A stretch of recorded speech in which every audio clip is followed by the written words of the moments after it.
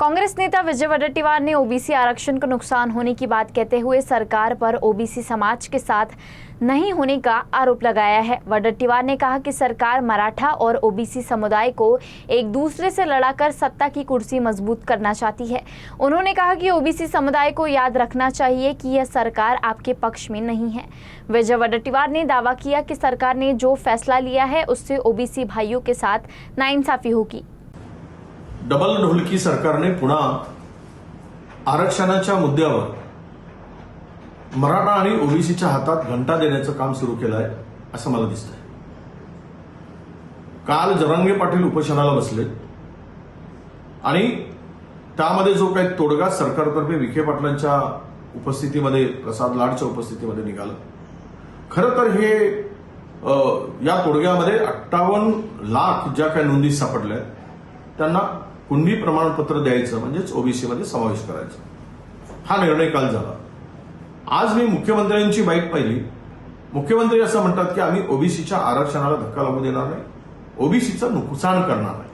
म्हणजे हाच सगळा डबल ढोलकी कारभार आहे। एकीकडे मुख्यमंत्र्यांनी ओबीसीची बाजू घ्यायची, विखे पाटलांनी करार करायचा। यात नेमका सरकारचा उद्देश काय की दोघांनाही एकमेकाच्या विरुद्ध लढवायचं आहे, दोघांनाही एकमेकाच्या विरुद्ध उभं करायचं आहे आणि सत्तेची खुर्ची टिकवायची आहे, सत्तेची मजा चाकायची आहे। ह्या सगळ्यामध्ये मी जरांगे पाटलांनाही सांगतो, हे लबाडाचं सरकार आहे, हे यावर विश्वास ठेवू नका। आणि ओबीसींनाही सांगतोय मी की सरकारची भूमिका कधी तुमच्या बाजूला राहिली नाही। जो आत्ताचा जीआर काढला तो जीआर हा ओबीसीच्या बहुजनांच्या मुळावर उठणार आहे। कारण ओपन मध्ये कॅटेगरीच्या लोकांना स्थानच ठेवलं नाही।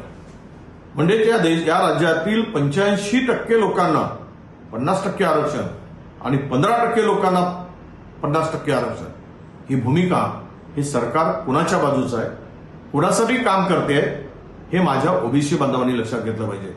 म्हणून अशा दुतोंडी सरकारवर, डबल ढोलकी सरकारवर अजिबात विश्वास ठेवू नका।